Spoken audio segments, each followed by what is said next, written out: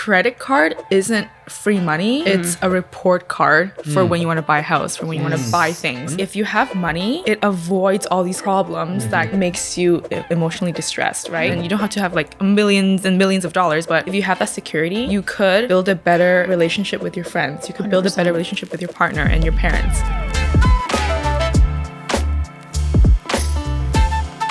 Hi everyone, welcome back to another episode of Wealth Busters. My name is Joyee.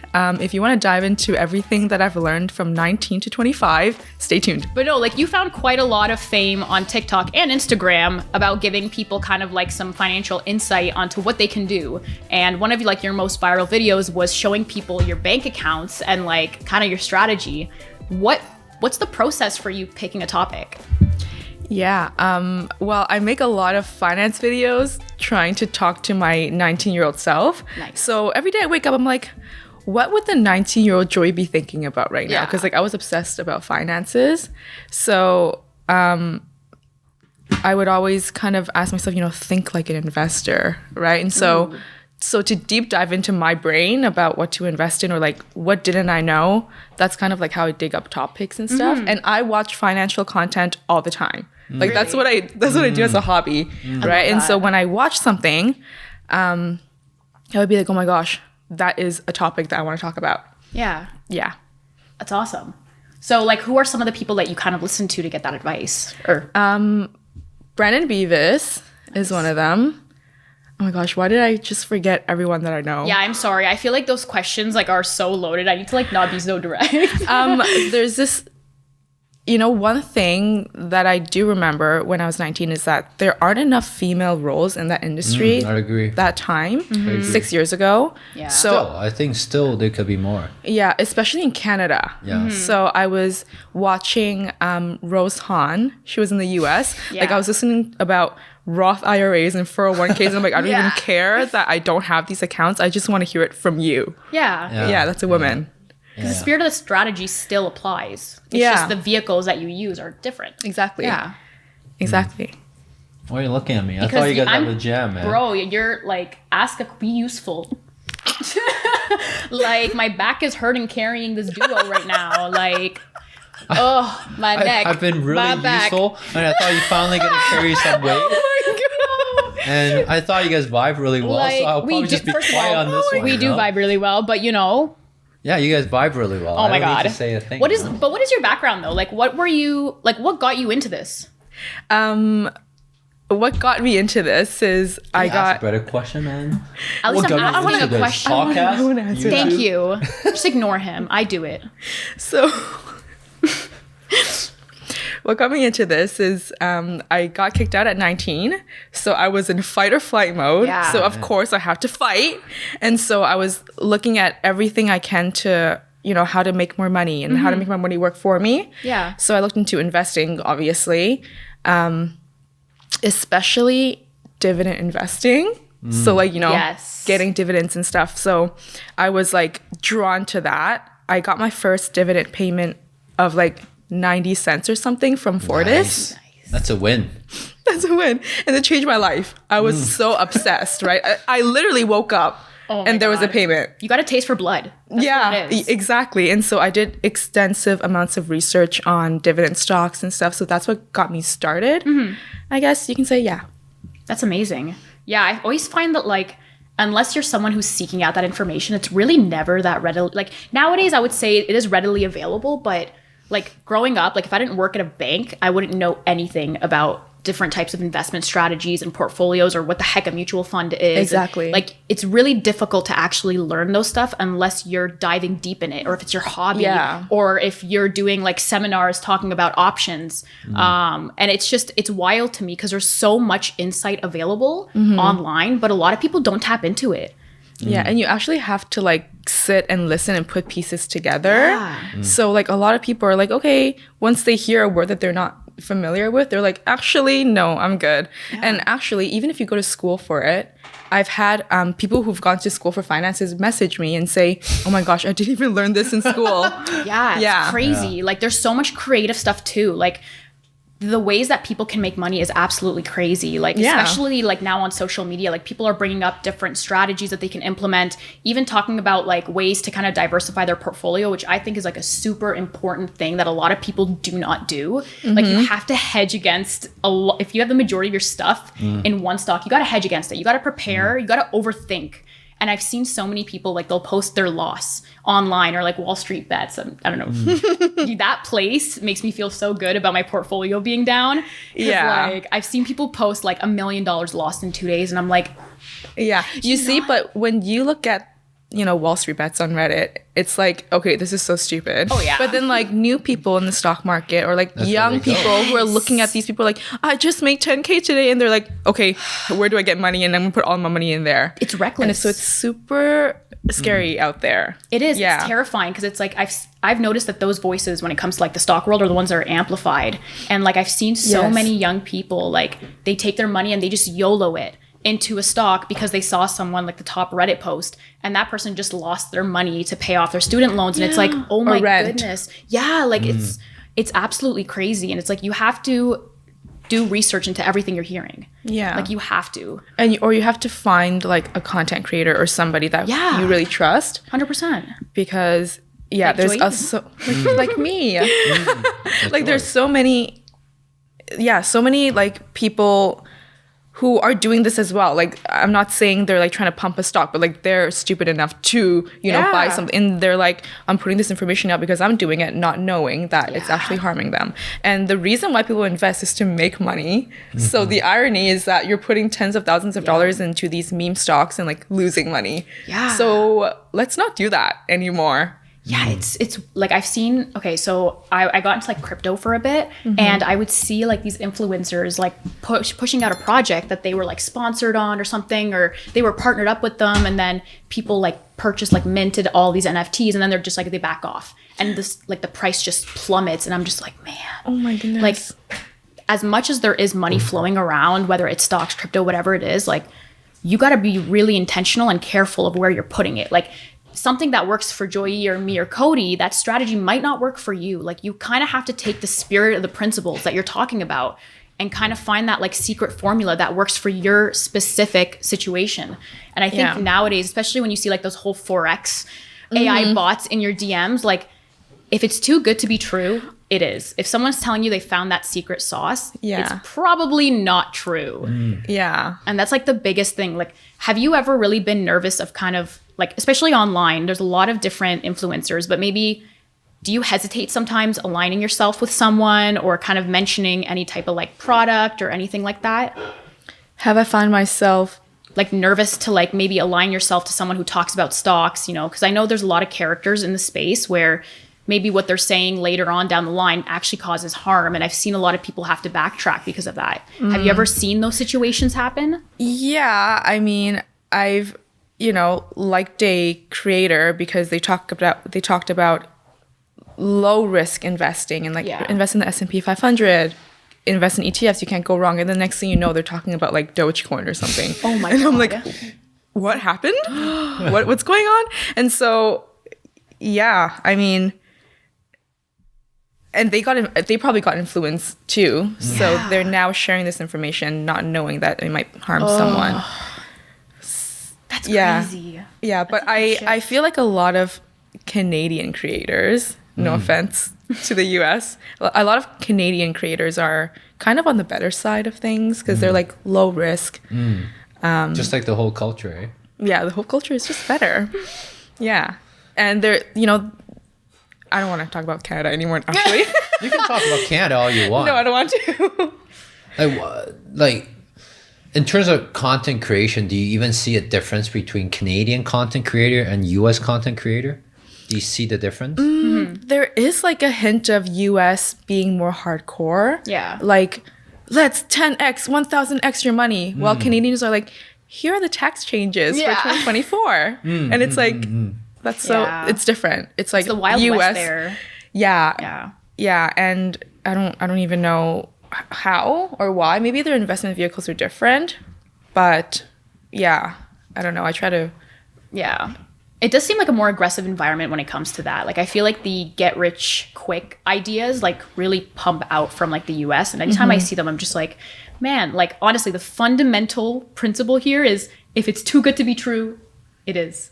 Yeah. And I, you know what, I feel like US creators, maybe not necessarily US creators, but some creators make investing to be like intense and scary and charts and numbers and red and green. But Canadian, oh my gosh, I keep saying Canadian, but like, you know, North American, like better investors are kind of like, okay, let's look at the long term. Like you don't have to look at the reds and greens every single day. Yeah. And it's like you're not losing tens of thousands of dollars. You're not gaining tens of thousands of dollars every day. Yeah. And so I see that difference. And it's all about context too. Like I think a lot of people jump off the deep end when it comes to investing and think they have to be a day trader. And it's like, you know, the people who can do those short-term trades are the people who have the time and capacity to like see a stock, track it, its numbers, see where it's going, look at every metric, historical data, and make an educated decision based on the information they have at that moment. A lot of the times it's not, it doesn't turn out for the best. But day traders really have like a deep understanding of stocks. So if you don't even know how to invest, and they get that term mixed up, investing and trading. Yeah. If you don't know how to invest, maybe you shouldn't trade. Yes. Like learn to walk before you run. 100%. Yeah. Like investing is going to be something long term. It's most likely going to be something with a longer time horizon. You're not looking to invest in something just like overnight. Yeah. And you know, a lot of the day traders that I know, they actually do long-term investing on the side. Of course they do. Like they have their money growing. Of and course. then they, because you have to diversify. Like if you're going to do something that's quick and risky on a daily basis, you do have to make sure you have that backup. Exactly. You have to have capital preserved in the back so that if shit hits the fan, you have money. Yeah, exactly. But so it gets worrying when you see people who are just throwing their money at something and you're just like, oh my goodness. Like every time I see an article come out, it's like someone just YOLO'd their money that was like for rent for the whole year or their down payment for a house. It's like, oh my goodness. Like I just want to cry. yeah, I did hear about a really sad story about how one of my friend's mom got like a Bitcoin scam or something where someone was like, I could 3x your money. It wasn't even like 10x or 1,000, but I could 3x your money. And so she gave her son's down payment money that she saved up over years and years to the scammer, and she just lost it. And like, of course, there's nothing they can do about it. Yeah. So like, I heard different stories, many stories like that. But do you think the people around your age, right, are falling for those as well? Have you heard stories like that? The younger generation? yeah, it's a old people are falling for it because they don't know and they're not up to date with crypto and stuff. But then people my age, like Gen Z, they want to get rich quick. Yes. So the old people are like, I don't know what's going on, but like it's possible. And then the young people are like, I want to get rich. Like I'm trying to be a millionaire at like 20 years old. Yeah. So yeah, I've been noticing that too. Like, like the older generations fall for it out of ignorance and the younger ones out of desperation. Like I typically go on like the Personal Finance Canada subreddit, and oh my goodness, the amount of like different scams that I see people fall for. And it sucks too, because like a lot of people don't typically think that the younger generations fall for it because no one wants to talk about it. You're too ashamed to talk about it. Like, oh, me, like a Gen Z, I fell for a scam that like a boomer would fall for. But it's like, that is the thing they're scared about. They're like out here desperately making money. Of course, they're not going to go online and be like, I lost money.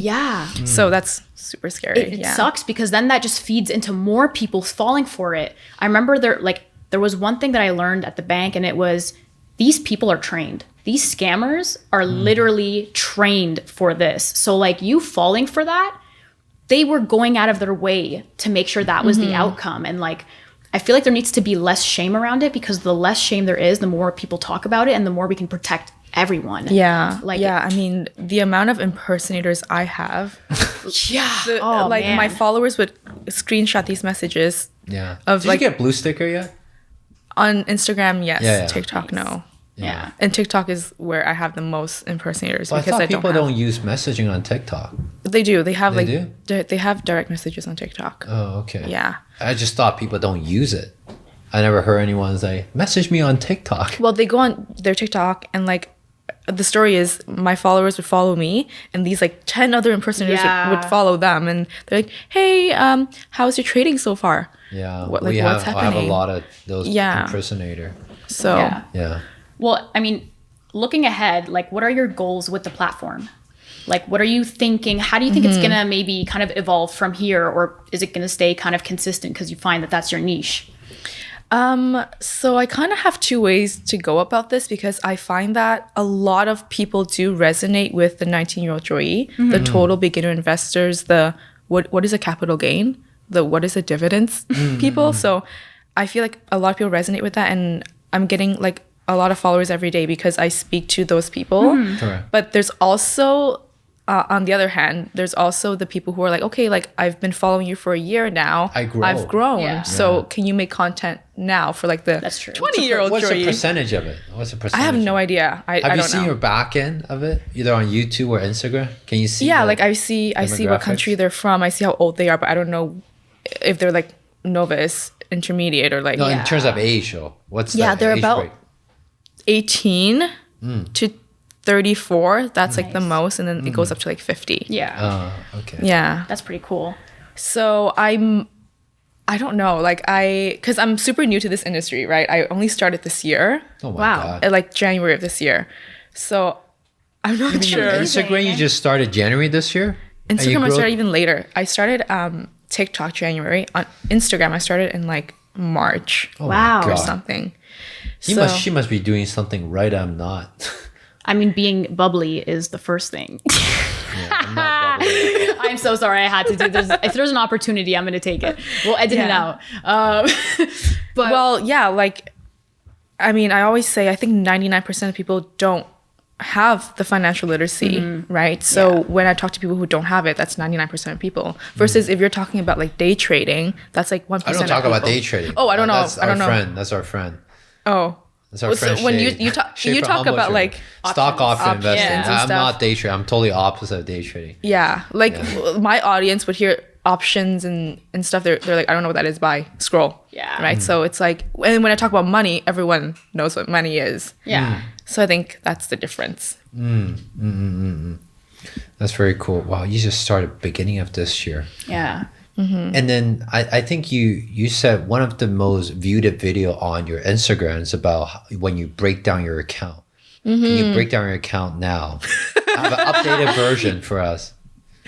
No. Well, You don't have to actually show us, but like, have you changed your strategy since that video? Well, I actually just filmed a video that, I just filmed a video. It's called 2023 Finance Recap. So that's going to come out soon. But They're going to tell us here first, right? The teaser of it. By the time this come out, will probably be after that. Yeah. So I do talk about where I put my money, how much my TFSA has grown, and what I'm going to continue to do in the new year. So that's kind of what I talk about. That's it. that's it. You're not giving out anything else. What do you want? No secret sauce here, man. Like, what do you want to know? I want to know because by the time this video go out, it's going to be after your video anyway. So tell us here. Seriously, like we have. Well, I don't know what to say. What do you want to know? Oh, you haven't have to ask created. Oh, you specific haven't created questions. yet. Yeah. Oh, you haven't created yet. Okay. Gotta be specific, bro. So what was that most viewed video of that breakdown? Is that similar to that? Oh, yeah. That's kind of like exposing dollar figures. Yeah. Oh. Well, I don't know. I don't want to. I don't know. I don't know if I want to do that again. Because I was in that video. I was like, I was shaking. You were shaking in that one. Like, your hand was Can you literally. share it Yeah. again, please? Like. No, I can't. Like, I'm literally shaking talking about this. I don't want to do that again. I would say what I want to know mostly is since that video, because like you look in the comments and there's a lot of people giving their feedback. Was there anything that someone said in there, or did you maybe right after that learn something new and you were like, I want to Yes. implement this? You know what? What I learned from those comments in that video wasn't even finance related. Really? It was mindset related. How so? It was one of those ones where it's like, oh, you saved up so much money from January till now, you must be doing something else. And it's like, you just can't wrap your head around the fact that people work hard. Yeah. You just can't wrap your head around the fact that I have 2 jobs. And like, you know what I mean? So Yeah. people are like, guys, don't listen to her. It's probably mommy, daddy money, and like just continue hustling. And it's like, why would you tell people to continue hustling when you just told them it's just daddy, mommy money? And if they don't have daddy and mommy money, then give up. And it's like, so that's kind of what I learned. Yeah. And it wasn't even, finance related. Is that on YouTube or is that on Instagram? It's on Instagram and TikTok. Mm-hmm. Yeah. It's got over 1 million views on TikTok now. Yeah. And I don't know how much on Instagram, but So it went viral on both platforms. I don't think it went viral on Instagram. Yeah, it's TikTok. Sometimes like that. One video goes like 300K, 1 mil. Yeah. Do you know what's my most viral video on TikTok? 300K? No, it's 1 mil. Over 1 mil. mil. Do you want to know what that video is? No, what is it? That would make me shake and go against my branding just talking about. But if you share yours, I'll tell you mine. What? Sure, what? She already shared it. It's the diversifying portfolio. No, I want to hear that. I'll show you. I want to know the content of it. Oh my god, he wants you to spill the sauce that you're gonna spill. No, she already put it on the. No, she already put it on the last one. The last one, the most viewed one. What did you talk about? How did you break down your account? Oh well, I was just kind of like, I don't even remember.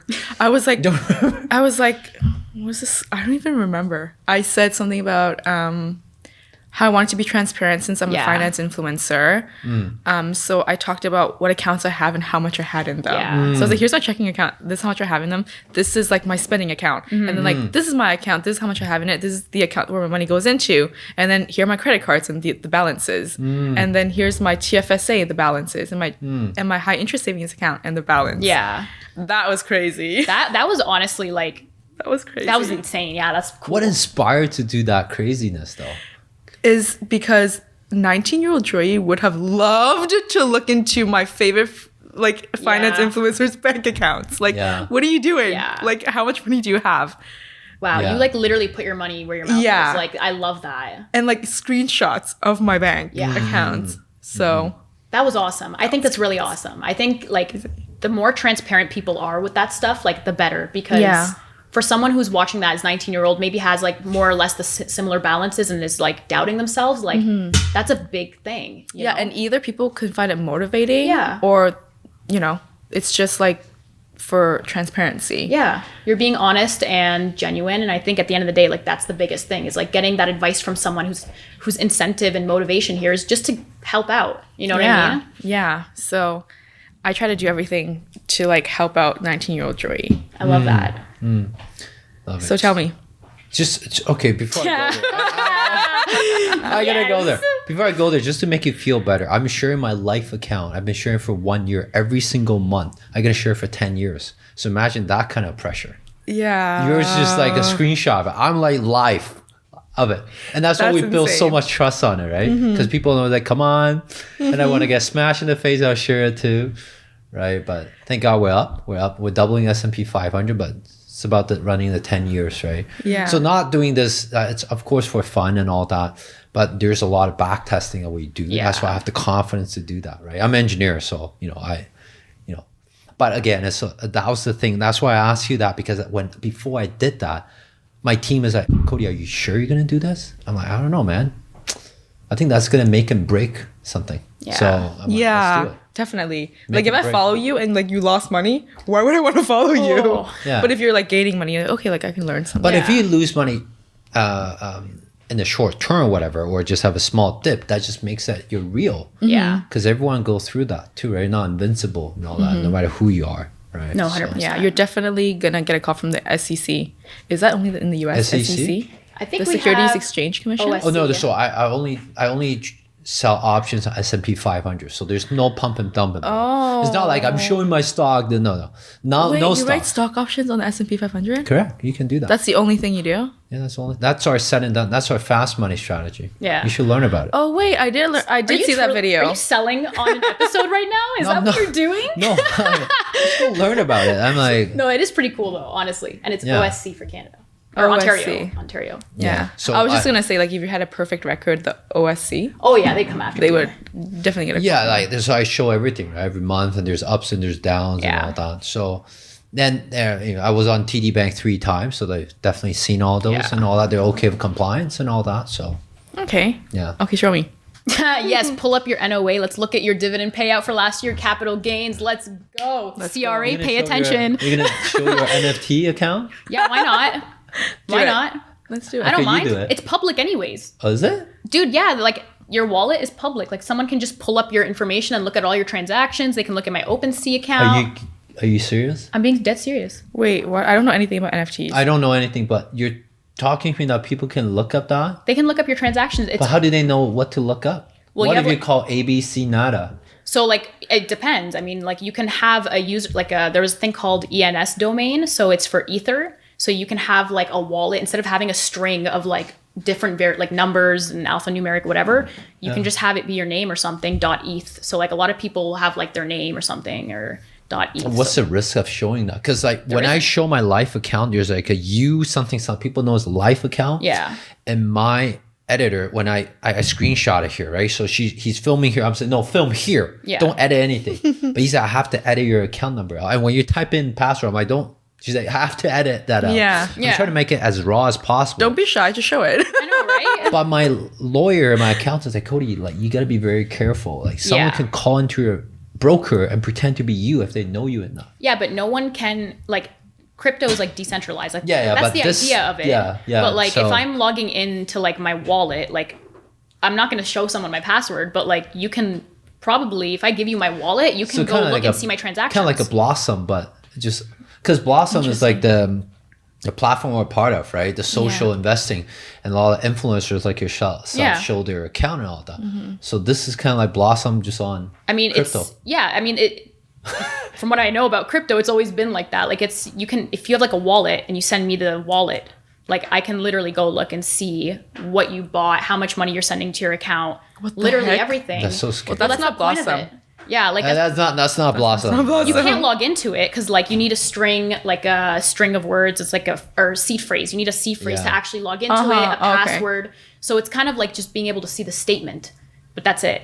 Yeah, but it's still it's the moment you give it public, anyone can track you now. Oh yeah, everyone like looks up celebrities' wallets and everything. Like they track Paris Hilton's purchases. Like, yeah, what does she buy? What does Paris Hilton buy? Bored Apes sometimes. At the time, she was buying them, and like, yeah, like you can look into anyone's. Like that's the whole point of it. Is it's kind of like open. It's transparent. So like for example, like if there's an influencer. What if you know she doesn't have another account? Not just that's the thing. I have like 7 wallets, and like each one has its own purpose because like you need one separate to mint. Because you never know if you're on a website and you're hooking up your wallet to mint an NFT and there's maybe some sort of code in there that is malicious and it's going to literally drain your wallet. So I always like tell people like have a separate wallet for that. That's so crazy. It's the Wild West. It's honestly very terrifying. Like I've seen people lose thousands of dollars just based on one click. But that's the whole point of it. It's to be open and transparent. So like if, for example, there's an influencer who's shilling a project and people lose money, they can literally go to their wallet and see if they were getting paid by that collection. So it's pretty cool. Terrifying. That is pretty cool. That is pretty cool. It's definitely pretty cool. I just don't want to be a part of that. Yeah. No, it's terrifying. Yeah. You gotta we're more Canadian on this, okay? Man, you got We're more Canadian on this. It's really interesting. I had a lot of time when I was looking into it. I definitely wasn't doing it when I was like working. I was studying and like learning how to code websites. So I had all the time in the world to do it as a 9-to-5. But if I'm doing like a full-time job or something like that, I would not recommend it. Like it's very risky. It's like day trading. Definitely. Yeah. So we come back to become more Canadian. I saw one of your videos that you talk about if you have a account of over 100K, what you would do about it. Do you remember that video? Hey Wallbusters, I just want to put on a side note, I do not run any ads on this channel. So if you enjoyed the video up until this part, make sure you like, subscribe, and share with a few friends that can benefit from this. And let's get right back into the episode. Yes. This is what you should do if you invest over 100K, right? No, that's not the context of it. The context of it was there was a guy who came up to me at the gym and he asked me, Joyee, like I have 100K, where do I put it? Yeah. And obviously I wouldn't recommend putting 100K in the stock market. Yeah. Like at least have an emergency fund or something.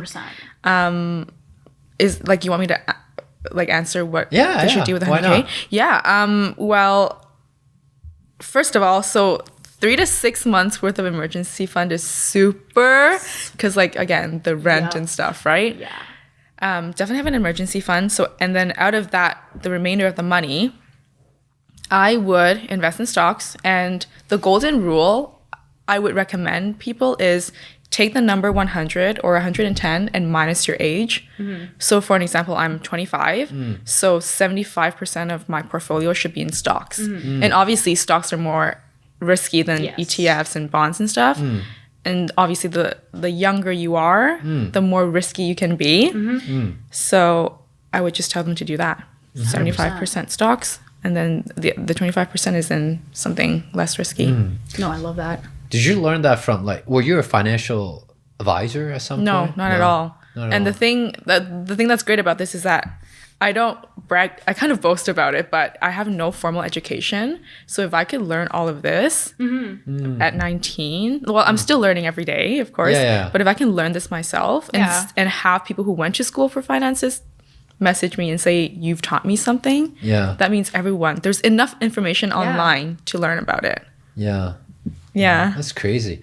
I think people underestimate if you put 6 years of your life into something you're passionate about, you can come on top and be more knowledgeable, more practical than anyone took a degree for it. Because you're more practical. You're not just learning about the book smart, the theory, but you actually put your money in, learn things street smart.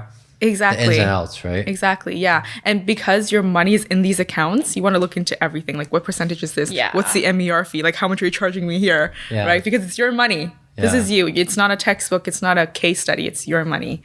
So that's really cool. Really important. Yeah.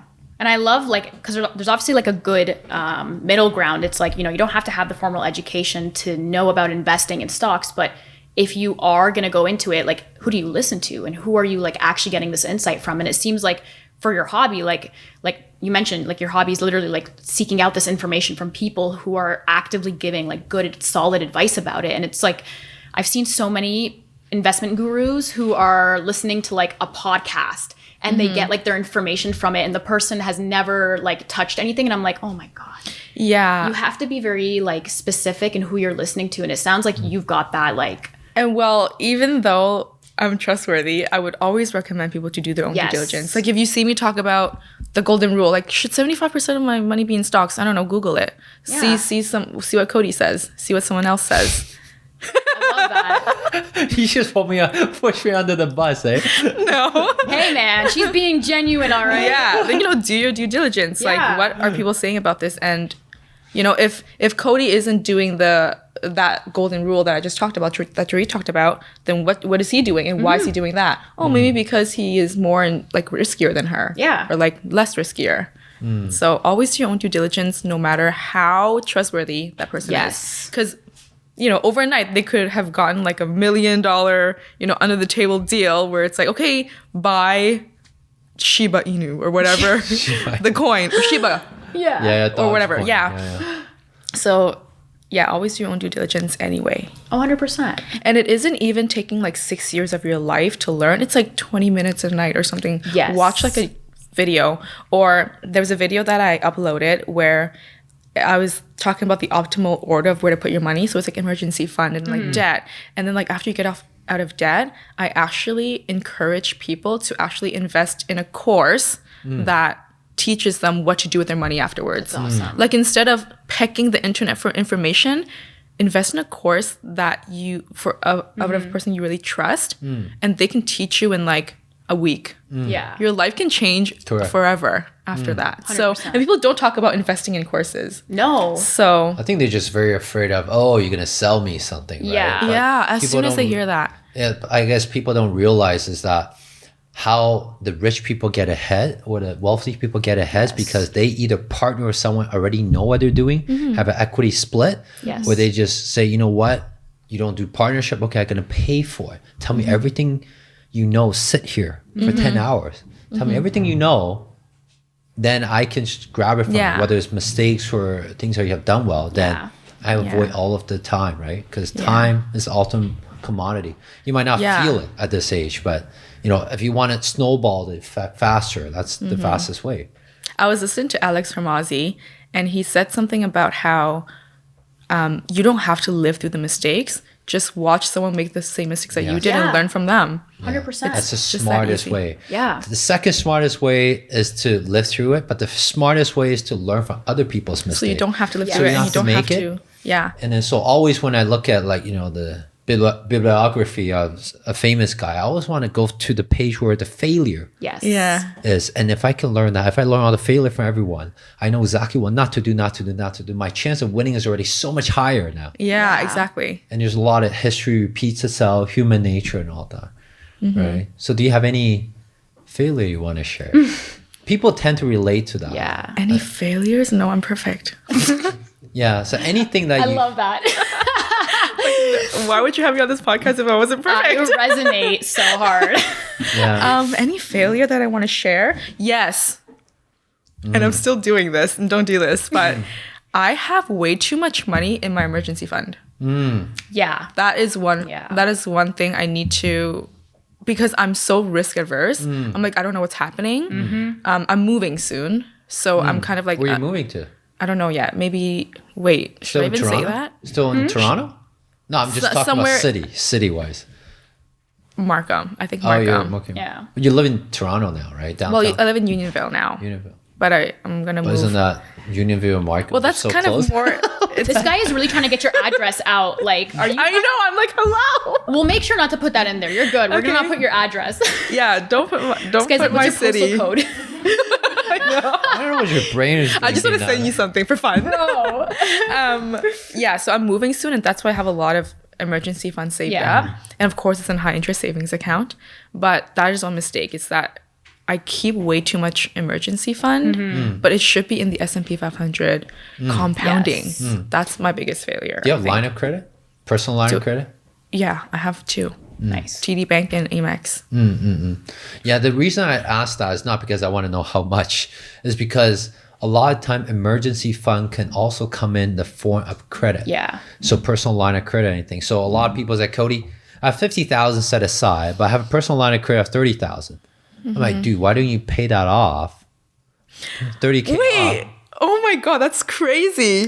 You know what? Like people do that. Yeah. People like, Cody, I have like 1-2 years set aside, but I have this line of credit, home line of credit set Yeah. here, but I have like 2 years set aside here. I'm like, why don't you pay that off first? If you really, they're like, no, this is my emergency fund. This is my emergency fund. I'm like, so why don't you pay off?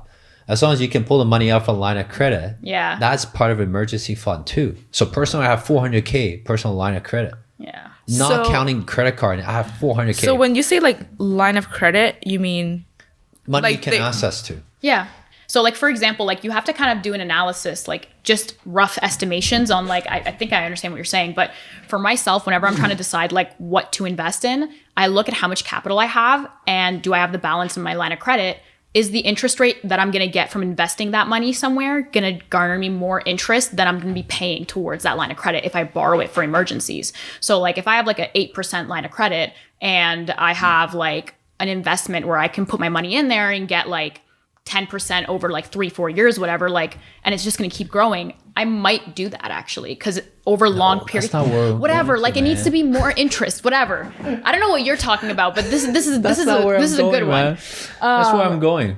What are you going then? You are basically saying, hey, Cody, if I can pay 7%, I can make 10%, you will take the risk. I'm not saying that. Oh. I'm saying way lower level. It's like some people have cash sitting in the bank, Okay. but they still owe money on line of credit, That's whether what it's I was- home line of okay. credit or personal line of credit, but they don't pay it off. Oh yeah, Yeah, pay it that's off. what- I need an emergency fund. I'm like, No, pay it dude, off. just pay Yeah. off. Pay if it you off. really need money, you can pull out from Yeah. And you know what is bad about that is that if they continue not paying it off, their credit score Yes. declines. And next time you want to get a line of credit, you have to pay more in interest. 100%. So it's like you're in a downward spiral. that in the bank can change your interest rate. I have seen people carry a balance and their rate started at like 5%. And because they haven't paid it off in so long and maybe missed a payment, it's like at 15.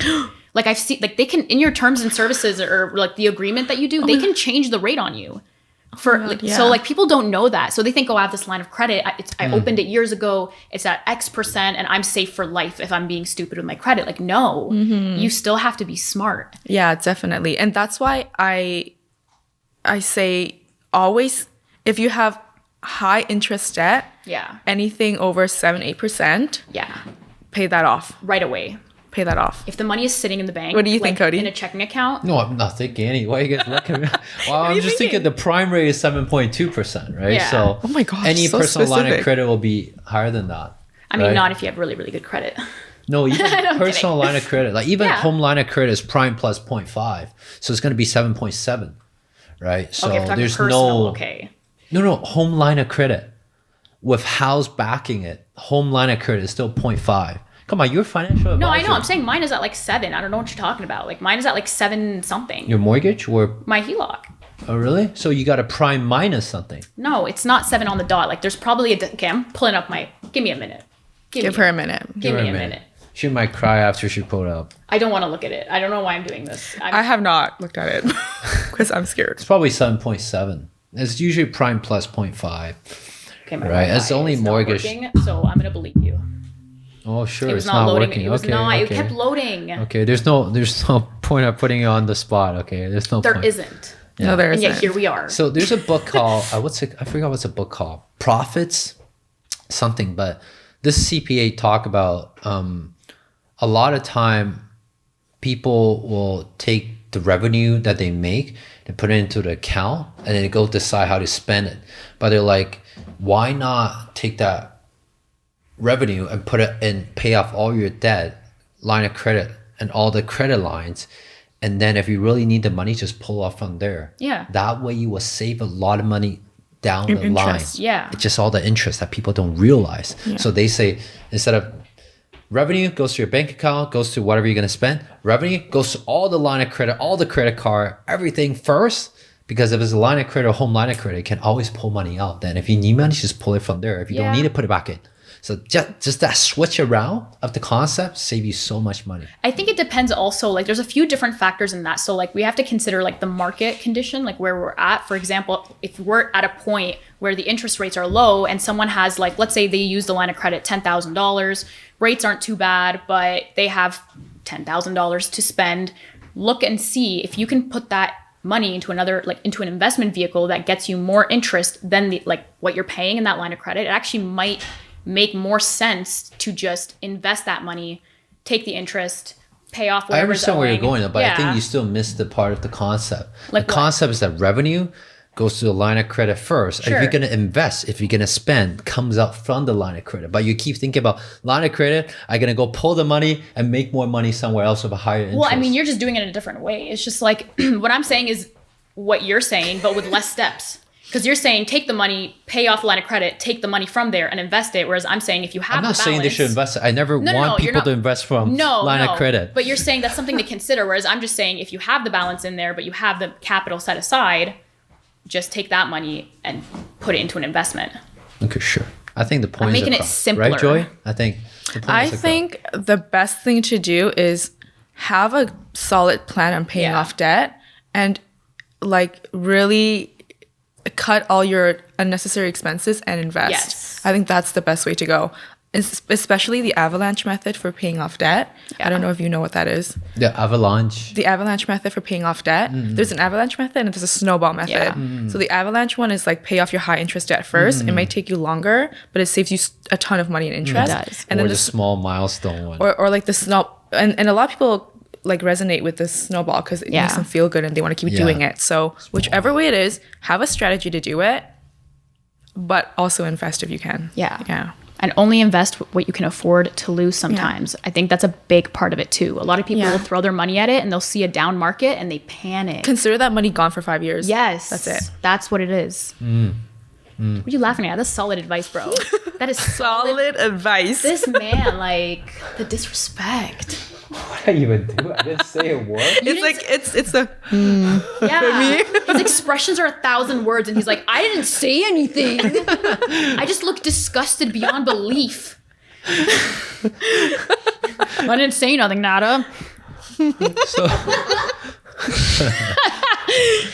God. so Joy, right now you're 25. What would you say to your 30-year-old self or 35-year-old self? Because you've been speaking to someone younger than my yourself. God. How you speak to someone older than Yeah. yourself? 5 years older, 10 years older. and really with regards to finances. Yeah, Yeah. finances. Like, I mean, anything really, even if it ties in finance. yeah. I'm gonna say you're welcome. You're gonna say you're welcome. Yes. Beyond you're welcome. You're welcome. You're welcome. Joyee at All the hard 35. work and saving and all that. Yeah. 5 years of compounding. Yeah. Yeah. I definitely want to have that mindset of I'm setting myself up for success. Yeah. Right. So Where do you think gonna be at in 5 years? That could be your goal. That could be your imagination, whatever that is. But what is that dream board? 5 years, 10 years from now. What is? Have you ever created a dream board? I have Your vision board? I have, but it has a lot to do with like mood and Share that. I Please love share that. that. Please Yeah. share that. yeah. It's not just all about finance, right? Yeah. There's different wheel of happiness, right? Yeah, Career, you know what? da-da-da. I did get asked a question when I was on a panel. Does money buy happiness? And of course, the audience, the panelists were like, "No, it doesn't buy happiness." But what I answered was that, if you have money, it avoids all these problems that makes you emotionally distressed, right? 100%. Well, if you have that money or that security, even you don't have to have like millions and millions of dollars, but if you have that security, you could build a better relationship with your friends. You could build a better relationship with your partner and your parents. And so I guess in the future, I would want to be secure enough to not be in fight or flight. Yeah. And like build better relationships, and because of the great relationships and connections, be happy. Yeah, I love that. So yeah. I love that insight for that. It kind of ties in. So like the way that I see money, because like I've heard people be like, no, it doesn't bring happiness and all this stuff. And it's like, it's an amplifier. Money is an amplifier. If you have the right mindset and the right support system, it will be life-changing. Yeah. But if you're lacking in those areas, it will wear you down. It will take over your life. You will be consumed by it. So it's like making sure that you have that foundation in there, that like, you have those relationships with people. You have that community you're building, and like they're always going to support you. Like I love that. Yeah, so that's what I would say. What would you guys say? I don't know. Nada, you go for it. I mean, I just answered it. So we're just going to like edit my part and then put it after she asked that. Yeah. No, like to me, it is an amplifier, like 100%. I think money brings happiness if you are in a welcoming mindset to accept it as happiness. But if you are kind of, there's issues mentally or, socially, like there's things lacking in your life that you haven't quite hit your potential in, it Then will money anchor you wouldn't- down. Yeah, well, money wouldn't help. Like you can't pay someone and be like, "Can you forgive me for Exactly. that I cheated on you," or something like that. 100%. And so it's like, yeah. Money can't buy you a meaningful social life. It just can't happen. You can pay people to be around you, but at the end of the day, you will feel alone. And I think like a lot of the stuff happening like with celebrities and stuff, like I've read a lot of blogs and like people writing their like mental state about like that whole environment. And one of the biggest things is they're like, I'm surrounded by people, but I feel alone. And I'm like, that just goes to show that you can be like a millionaire, billionaire, but if there's things in your life that are, the foundation is shaky, like money is going to wear you down real quick. Very interesting. Yeah, I think like to answer to both of your question, I think a little bit we're in my own way. I don't usually go out and social. Like that dinner for Blossom dinner is because Max asked for it. I don't usually go out. I don't need to talk to people. I'm happy being alone. So what having money or not have money doesn't make a difference really in my social life. Yeah. But just because of the clubs I can be part of, I play golf, tennis. I have a question. Yeah. Did you have fun though at that Fun. dinner? Yeah, it was a lot of fun. So why don't you want to do that more often? I don't know, like, cause I don't know. It's like, oh, this is fun. I'm not gonna do it anymore. like, If you invite me, I'll come out more. When I go to Vancouver, I'll have lunch and dinner with Shade and all that stuff. But I totally enjoy being alone too. So it's not like I gotta do something. I gotta go out and mingle. A lot of time when I speak on stage on that, because I had to deliver something, I can put on a show, no problem. I could put on a smile. But if I don't have to do it, it's not like this is my, that's not in my nature. I'm kind of introvert, extrovert. If I need to, I could be extrovert. I don't mind being an introvert. Yeah. So that being said, the money side of things, because I grew up in the stage where my dad was a doctor, but our families were super broke, as in the negative. And my mom growing up worrying about my dad because my dad gambles in stocks, lose millions of dollars. So even though he's a doctor, banks love lending money to him because they know he will ever always get it back. So that's what snowball it. But growing up, I'm like, oh my God, well, I was like margin calls. My mom was picking up a call at 2:45. Like banks close in Asia at 3 p.m. So I get margin calls. So like that's what growing up, like 200,000, this, that. Hey, well, we're missing this, missing that. So growing up, I'm like, money, the first step was just like, I don't want to ask for money. Guys, I almost didn't finish second year of university because of that. My dad was like, yeah, go ask my girlfriend. I'm like, what? I go ask her. Forget about it. Yeah. And then he go deal with whatever. Anyway, a little bit too much already. But I just want to grow up.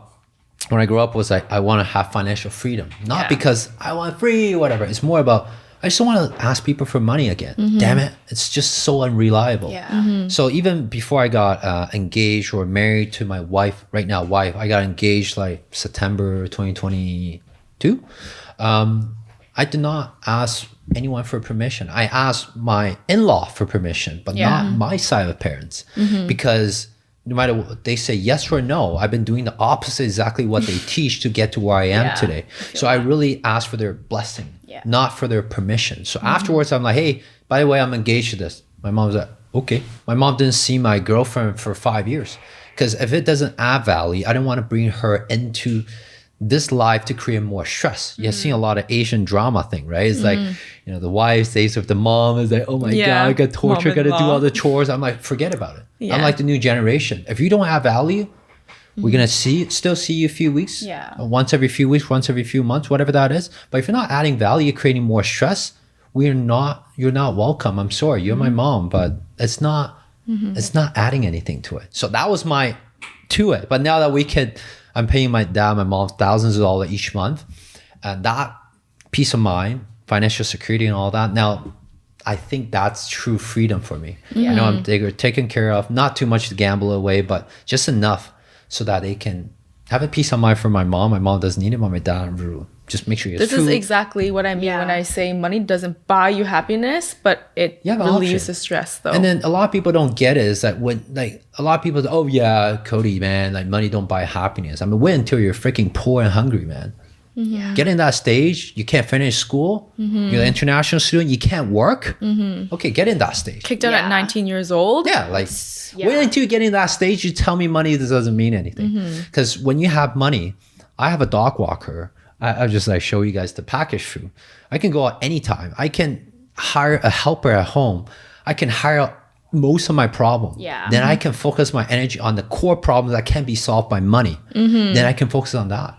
100%. And that's what people don't see. It's like, money don't buy you happiness. I'm like, well, you don't have money, you have way more problems. Yeah. And honestly, like, I think like, I might summarize this aggressively, but it's like money gives you the option to not have to deal with the stuff that drains your energy. Like, honestly, like having to deal, like I can't imagine dealing with family is always going to be like a super happy thing. So it's like, there's always a problem in every single family. Yeah, for sure. So it's like, you know that you're helping and you're doing something, but at the same time, it doesn't come with the stress that comes with it. You know what I mean? So it's like, you're getting the best of both worlds in that. And like, that's what money does, is it gives you that option to actually like choose what to do. That's ultimately where that happiness comes from. Yeah, so that was sort of my long answer to your short question. Wow, that was great. I love that. That's so good, yeah. Let's finish this off with, can you share something with us that you know, but none of us know? Ooh, maybe it's something like you learned too. That you learned that you think most people don't know, but you know, and you really want to share with us. That over the years, it's like, this is my number one rule. This is something that really changed my life. What is that? And you want to continue to carry that until you're 80 years old. That's something that you live He's really adding pressure here, like a lot, right? Yeah. Nothing comes to mind. I know, right he now. just made me blank of everything that I could think of as well.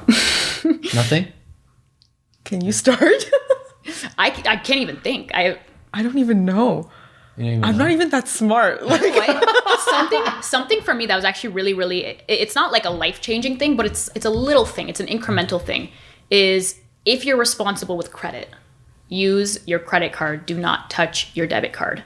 If you're going to buy something, when you use your debit card, you get 0 return. If you're using a card that gets you cash back or points, every transaction, you're getting something back.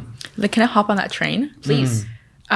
Here's something that everyone should know, but they don't really put into concept is a credit card isn't free money. It's a report card for when you want to buy a house, for when you want to buy things.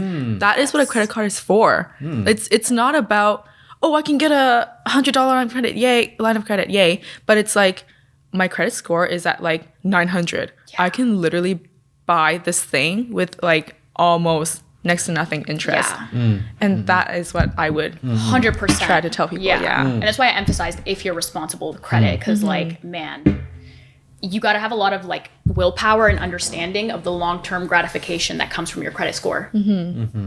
Just to add on to that, now I'll add on to yours. Credit score, anything over 720 does not make a heck of any difference. Any credit score over 720 will get you approved for any A lender, any major banks.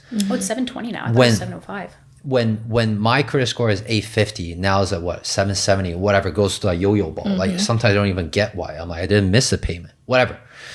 Too many increase, all that. I get this from all the mortgage broker. If it's over 720, it's good enough. Yeah. But you want to keep it more margin of error on that. Yeah. When you're having 900, like my wife has a 880, but the moment she start having mortgage, different things, the actually start dropping.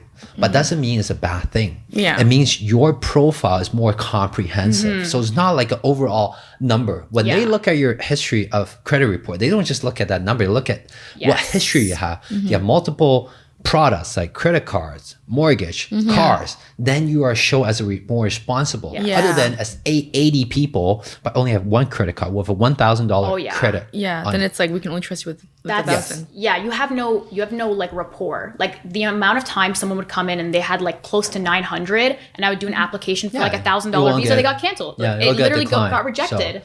But the most important factor is your credit utilization. So like that's the number that people neglect to keep in mind. It's not about like, oh, I'm paying on time all the time. It's like, no. If out of the 100% of credit available to you, hover less than 30% usage and your credit score will go up. That's what it is. And something I learned about credit utilization is this. So, because I have so much line of credit cards and all that, what I learned was in the past, if I'm going to do something, each line of credit, each credit card should stay below 30%. What I learned is it's an overall thing. It's not an individual thing. So I used to think it was an individual card thing. Wow. And now that I know it's an overall thing, all stack up. So you can max out 3 cards or max out 3 line of credit for the good purpose, I hope. Right? But overall, if you're under 30%, you're still okay. It's the total amount. So anyway, that's my takeaway for that. Yeah. So people should have like $100,000. Here's the thing though. Here's the thing that when I look at it, when you want money, banks don't want to give you money. Yes. When you don't need it, banks call you up all the time. So before you quit your job, you should get as much line of credit, as much credit on you as possible. The moment you quit, you don't have a T4, banks don't like you.